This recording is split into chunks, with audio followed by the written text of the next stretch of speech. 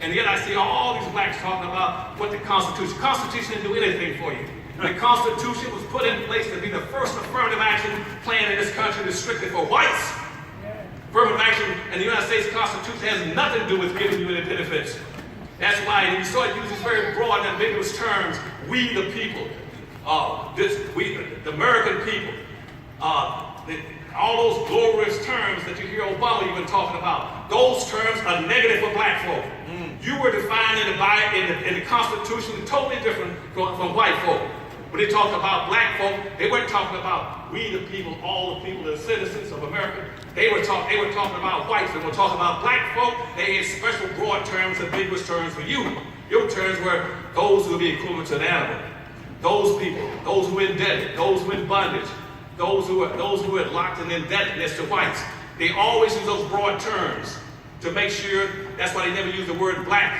They never used the word Negro. They never used words, anything that related to black folk in the Constitution, because they use those very broad terms. Why they do that? They do it for a very special reason. Because they crafted the United States Constitution. They spent a whole week in Philadelphia saying, how do we build a Constitution, build a nation, and that's going to be basically be the bedrock for democracy and freedom, and liberty, and opportunities around the world. At the same time, we get ready to enslave all these dark-skinned people. They said they met and spent a whole week and locked the doors, kept the shades down and put guards on the doors. And finally, after a week, they said, I know what we do. We use very broad and ambiguous terms, so that when we talk about black folk, they won't know what we're talking about. And here I find all these centuries later, our people to use the same words. We are minorities, poor folk, people of color. No, you're not. You're black folk. And you got to stay with that. Don't let them put you in these very broad and ambiguous terms. And they built that social construct. They built that construct into the Constitution. The Constitution does not apply to you. You got two constitutions in the United States. You got the first original Constitution they put in effect in 1789. And next year, 1 year later, they created to lock you in. They put the first nationalization and immigration laws in this country, which says we're going to bring in the people who are going to use and misuse and abuse in this society. And they said anybody who's not in that category are entitled to what we call the American dream. And I go around this country for years in politics, when I was with governors and presidents, and I did trade missions around the world and represented President Carter. And I brought Clinton into this country, into this state, to run again for the President of the United States. I was a chairman for Board of Governors. I was the first black assistant secretary. I was a trade mission. I learned this. Do not let them put you in those categories. You are special people. You are exceptional people. You are different from anybody in this country. And so if you come in this country right now and you keep equating yourselves to minorities, poor folk, people of color, anything like that, Hispanic, Arabs, Asians, you are killing yourselves. You are different. You're exceptional. Nobody in this country has been treated the way black folk have been treated. You're an exception. You're the first people on earth. You weren't the second, the third, or fourth people on earth. You were the first original people on earth. You're the only people that brought here and changed. You're the only people that denied an education. You're the only people that denied your right to have the fruits of your labor. You're the only people that denied a right to have a religion. You're the only people that have a right to have a family. You're the only people that have a right to deny the right to be in government. You're the most patriotic people in this country. You're the only people that's fought in every war since this country was originated. You're the only people that's fought in the war, every war to defend this country, and yet whose mother country has never attacked and been in war in this country. You got all these Europeans coming here talking about, I'm a German, I'm an Irish, I'm a Greek. And therefore, if you blacks don't like you, go back. No, he said, no, those who come last leave first. You blacks are the oldest people in this country. 99% of the blacks in this America were here before 99% of all the whites ever arrived. When whites will come to this country, they don't like it, tell them to get the hell out and go back where they came from.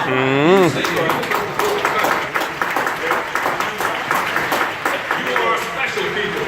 Do not use those very broad and ambiguous terms they use in the Constitution. You guys, as I said, you got two constitutions. That first Constitution went into effect again in 1789, and in the next year in 1790, they set up what was called the Nationalization Immigration Law, which says anybody can come to this country and get benefits. They get benefits, what's called the American Dream, except those people that we're outcasting, the black folk. And they said, and they say the American Dream is made up of what our people clearly don't understand. I never see blacks raising hell about it. Every day I see people talking about the American Dream on TV. Guys, you know what the American Dream is? The American Dream was for anybody coming to this country who was not black to get free land and free black labor. That's the American dream. Yeah. And the Constitution went into effect in 1790 with the National Immigration Law. They set up the construct saying black folk would never be able to compete in our society in this construct. We got them locked in the box forever. They said we're going to start off by doing what? We're going to maldistribute almost 100% of all the land, resources, privileges, businesses, rights, control of all income, and control all levels of politics into the hands of the dominant white society. They systematically lowered you into the lowest level of a real-life monopoly game that you cannot compete in. When they set that up, the first thing they said, we're going to have free land and free black labor. George Washington says, well, since I'm going to be reportedly the first president of the United States, I want 100,000 acres of free land. And he got it. And John Thomas Jefferson said, well, he's going to get 100,000 acres of free land. I want 100,000 acres of free land. And he got it. And then Patrick Henry, who said, give me liberty, give me death, he looked and said, well, those two clowns are going to get 100,000 acres of free land. I want 65,000 acres of free land. Now, what does this mean? You see, that was why all the wealth began to move away from black folk. Because, see, black folk were called property. They were classified as property, 3/5 of a human being. Properties cannot own property. Property cannot have property. People couldn't get into property. Now, the property, the land was extremely valuable. Why? Not only the value of the land, but all the resources in that land, all the gold, the silver, the chrome, the bauxite, the magnesium, the gold oil, the timber, and the gas, everything in that land had wealth and power imbued into it. And so that's how whites began to malstrip all the wealth. And so every white that came to America, as soon as he hit the shore, he was entitled to 640 acres of free land. And he got another 150 acres for a land free for every slave he owned. And they set up the railroads last night. They set up the railroads in the country. They set up 11 railroad lines. Those 11 railroad lines picked up over 24 million acres of free land. They got 6 miles of free land on each side of the railroad lines across this country. And the land rush in the country. They crossed the Mississippi River going into Missouri. In the 24-hour period, Europeans poured in here and picked up over 2 million acres of land in 24 hours. Now, all this land and money and resources in this land has been passed on to each generation of whites. It's been doubling and tripling in value every 20 years. You can't make it. And you got to understand that. You're sitting on a deathbed right now. You don't own and control a sufficient amount of anything to be a competitive people. When you came out of slavery, you had about 280,000 blacks were free. And those blacks own and control 1/2, not one half of 1% of this nation's wealth. And here you are 150 years later, just as happy as you want to be, still own 1/2 of 1% of the wealth of the nation. But 13% of poverty, you haven't got a snowball's chance in hell to be able to continue to make it. And everybody in society knows that we're an obsolete, abandoned black folk. We have no black leaders in America anymore. Nobody represents us. They represent minorities, poor folk, and people of color, and multicultural. You have no black leadership. You have no own and control anything of any power and wealth. You don't own anything. You're playing with a real-life monopoly game, not owning anything. They got us locked in box. Let me go back a second before I conclude on this.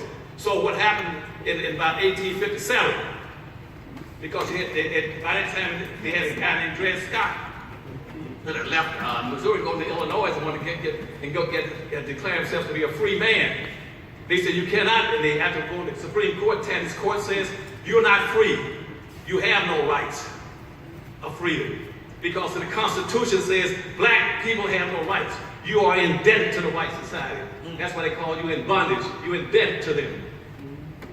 And this is the United States Supreme Court. Now, the United States Supreme Court is one of the most racist organizations on this earth. And black folks sit there every day, let them appoint more whites to the Supreme Court. You don't raise hell about anything. You let them get away with it.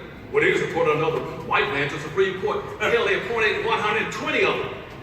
The first 57 were slave owners. And the others have been racist. You got one black man and 1/2 of a black man sit up on the Supreme Court in the history of the country. Clarence Thomas just gives an appearance once in a while. If you see him at a distance, that he's black. Nobody looks out for black folks. You got all these 120 people put on the Supreme Court to make decisions for you. Blacks don't raise any hell over it. And so when Dred Scott went into court, they ruled that the court came back and says, a black man has no rights that a white person is bound to respect. And when they said that was in 1857. And so 8 years later, after the Civil War ended. After the Civil War ended, then they said, well, you know, if blacks are free, we got to do something. And so what they did, they wrote a second constitution. Black people don't even know that we got two constitutions. The first constitution, one written in 1789, was strictly for being an affirmative action plan for whites.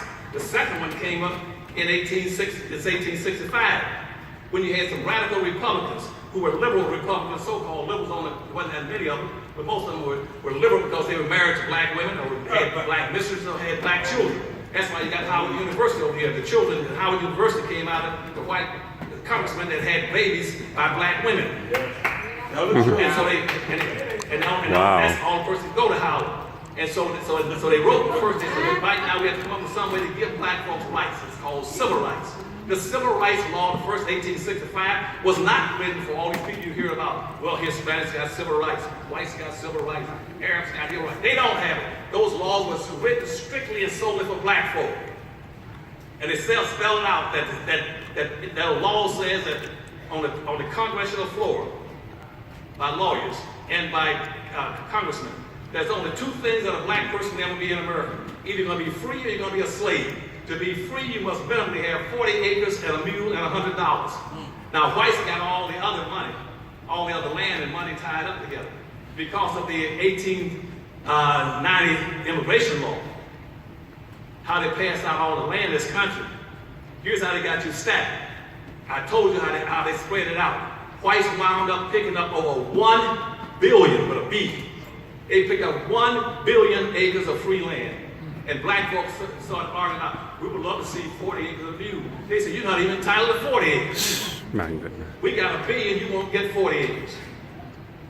And now how are you going to compete in a real life monopoly game? And see, the monopoly game came into effect because up to that point in time, until the 1860s, the wealth building in this country was based off the backs of a slave.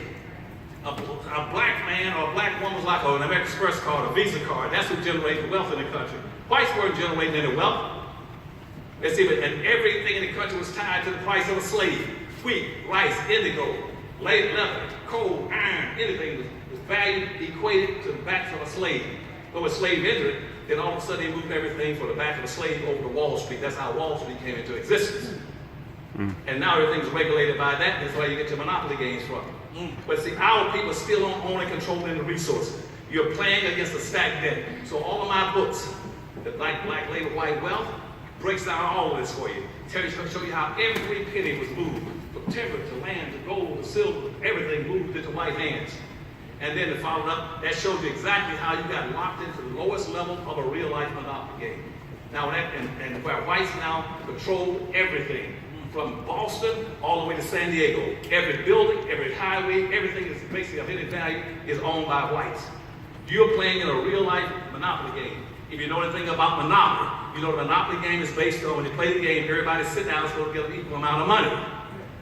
That's the first rule. And secondly, when you get that money, you're supposed to be able to go around the board and buy land. And you're supposed to be buying the best land you can get. And then in the rest of your money, you try to buy business like the railroad and the water but watch what happened. Black folk got into the real life game. They didn't have any money, didn't have any resources. They were going around the board trying to play real life Monopoly. And so you play real life Monopoly, you don't have any money in the land. You land on the rain-grown property in the game, you know what happens to you? You either go bankrupt or you go to jail. That's why right now some of the blacks are poor. That's why right now that 38% of all the black kids in the United States are now in poverty. And about 39% of all the black people in poverty in general. And we got another third of them sitting on the poverty line. They would lose their house and car, then 66% of all the black people would be in poverty. You got an unemployment rate of over 50%. You don't own and control any businesses greater than 1/2 of 1%. We own nothing. And the game is almost up. And now you put this guy, you put one of the biggest fools in the country into the White House, Donald Trump. But guess what?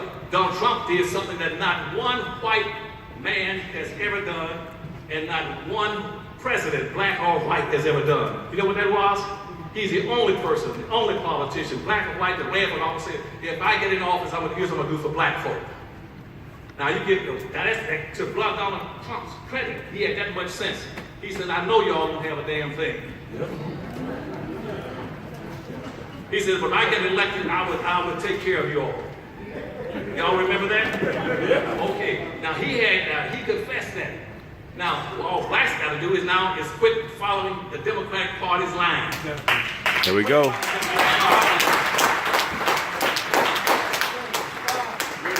Partisanship. I'm 3 more minutes. I know that can be said, but let me 2, 3, 4. Okay. Partisanship is not the issue. Quit going around talking about what third party you belong to. Party is not the issue. Party is the issue for white folk. You see, when you didn't belong to any party during slavery, white folks were still dominating the Democratic and Republican Party. When you came out of slavery in the 1860s, you went into the Republican Party. Guess what happened? They Jim Crow re-enslaved you. Yep. Then you came out of the Republican Party in the 1940s, went into the Democratic Party. They now have denied, neglected you, and publicly corrected you out of existence. You haven't got anything to either one of the parties. Quit playing the party. If you want to play the game in politics, I ran Jimmy Carter's campaign in Florida in the South back in 1975. The first black to ever run a presidential campaign. I ran that. That's why he turned around and appointed me to be the first black assistant secretary in the United States Department of Commerce. I was the only black that sat as a chairman for economic development for governors. I was black. That's when I ran the convention down in '88, down in Atlanta, Georgia. I have done almost everything I wanted to do in politics and economics. That's why Governor Askew had me appointed to be over education for the state of Florida for 7 years. I know the games. I'm telling you how to play the games. You got to focus strictly now and stay away from the parties. If you want to play politics, create your own black independent party. Yeah. We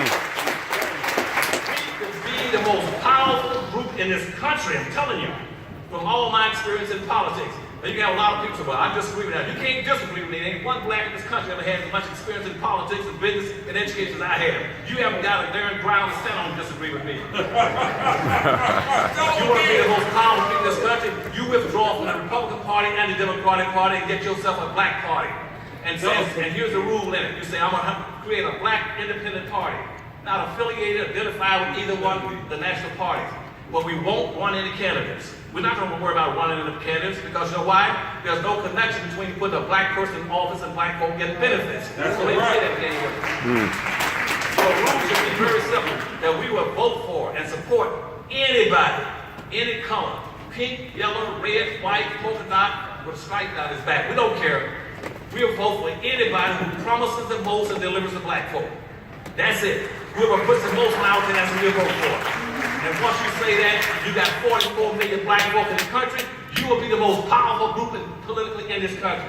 Every politician, every political officer will be chasing you down trying to do something for you. Now they're going to do anything for you because they take you for granted. Republicans aren't doing anything for you, and neither will the Democrats. But if you break away and start your own black independent party and say, now, just like a beautiful woman says, I will go with the man who comes and promises the most. Everybody was trying to get to her. They will come looking for you if you promise to say, we will give you 44 million votes. If you put something on the table for black folk. And I got a list that long of things I would tell you start asking for. And the first thing would be the fulfillment of my lawsuit on the American 1866 Indian Treaty. Black folk right now should have been getting all kinds of resources, billions of dollars, because of the 1866 Indian treaties. And we haven't gotten a penny because the Indians and the government would not fulfill the treaties that were put in place for black folk. It says black folk must be treated in all manners similar to white folk. Right now today, you all should be getting like the slaves. Black freemen and black Indians should have been set free because people don't know that Indians own proportionally and comparably as many slaves as whites did. Yeah. Slavery could not have existed without Indian support. All the Indians joined, the tribes joined and supported black slavery, got paid rewards for bringing the blacks back, and they signed with the South and fought with the South against the North to keep slavery in existence. Again. And so the Indians now, they would never give us anything. They've been blocking us. Then in 1938, they had a very similar letter to the United States Department of Interior saying, how do we keep from ever fulfilling those mandates to give black folk any money and resources? We as Indians got all this land, and black folk don't need anything. Well, how do we keep from getting it? That letter bounced around in the Department of Interior, the Indian Bureau, for about 3 years. And finally sent a letter back to the Choctaw, Chickasaw, Cherokee, Creek Indians saying, here's what you do as 5 civilized tribes. You change the rule on these black folk. They can't figure it out. because they used to say these ambiguous terms. Change the rule and say now that black folk can only get benefits out of 1866 Indian treaties if they can prove beyond a shadow of a doubt they got 25% Indian blood. They call it a blood quantum law and put it into effect. The treaties had nothing in the world to do with blood quantum. You all entitled to those benefits. And I've spent hundreds of thousands of dollars fighting for this for you all. None of the wealthy blacks in the country give me a penny. I've been fighting, spending my money, and the poor blacks send me nickels and dimes and dollars to keep fighting these lawsuits for you. I got all kind of issues. Adam Otis Treaty. You all supposed to be owning most of the land from Jacksonville, Florida, across North Florida. All these lawsuits I'm fighting for you. And so I know you don't want to be black. I understand that. I say, I've been black a long time. It doesn't bother me. I got used to the pain. But I'm telling y'all, you got to fight for this and these resources, and you got to hook up the Harvest Institute and try to make donations to the harvestinstitute.org so we have some funds to keep fighting these court cases. And secondly, I got a new book coming on the market called The Black Reader that covers all these issues for you, just like Black Labor, White Wealth, and Powernomics, and Dirty Little Secrets books. And that's why I was proud of the fact that Amazon put out a notice about a month ago that says that across the world, out of the millions of books they sell in this country around the world, that my books rank #2. All right. I thank you, and so that my friend Anthony, I quote him once in a while in my books too. That's my buddy over here. And I got a new book called The Black Reader that cover all this stuff. Y'all read those books, because right now I got Arabs and Hispanics, the rest of them reading those books. They're using them against y'all. Y'all understand these concepts and find out why the Constitution is against you. And don't have any faith in either the political parties or the U.S. or the Supreme Court. They're not in your favor. And also quit believing in all this immigration stuff. Well, we got immigrants coming. They're our brothers. They're not your brothers. They're competing with you. Nobody's coming to America to get along with black folks. They're coming here to clean your tubes. They're going to clean your tubes. That's why when I came here with President Carter in 1978, at that point in time, Washington D.C. was 78% black. You're down to about 43 or 44% now. They're using 5 schemes to wipe you out across this country. I'm giving it to you. From what I learned, I was using policy for governors and presidents. They're going to use a scheme called, first one is called gentrification. They're going to come in, they're going to gentrify all these cities where you're all supposed to be living. Black right now, about 70% of all the black people in America live around 10 large metropolitan cities. They're going to wipe you out. They're going to take over those large cities from you. They're going to take them over by bringing in an unending limit of immigrants coming into the country. They're coming here not to get along, but to displace you. That's the first thing they use. It's called gentrification. Next one's called privatization. They're going to take all the resources in those cities. They're going to privatize them into white hands. They're going to sell off anything like a water system, sewer system, railroad system, anything that they sell. They're going to sell it into white hands. That way they're going to shut you out. The third thing that happens is you're going to wind up with new ghettos. The new ghettos won't be inside the city. They're going to be in the suburbs.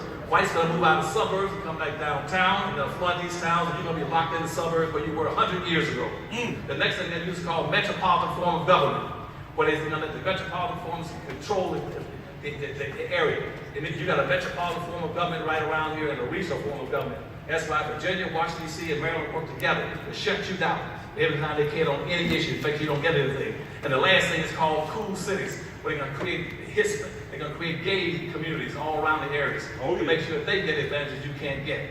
And these people come in here, they're going to do it in violation. In closing, they're going to violate the United States Constitution and the Second Constitution. The Second Constitution, which was the 13th Amendment, the 14th Amendment, the 15th Amendment, and the 2 Civil Rights Laws, and 7 others, which says this: it is, and the slaughterhouse case rectified this and agreed with it, codified it in what's called the slaughterhouse case in 1782, which says it is illegal and unconstitutional for you to put anything ahead of black folk. It is illegal and unconstitutional for you to compare immigrants coming to this country with black folk and put them in the same bag. It is illegal for you to put women into a bag with black folks. Put white women into minority programs. White women are not a minority, they're majority. White women own 87% of everything a white man owns, and she inherited everything from it. But quit letting them put you in these bags, these broad categories, and say that we are special people, we're exceptional people, and we're going to fight for our own people, and fight to start building black businesses and black communities, and start competing and practicing group economics, group politics, Time is running out. I love you, and my time is running out. I didn't want to say all the things I really want to say to you, but I do love you. All right.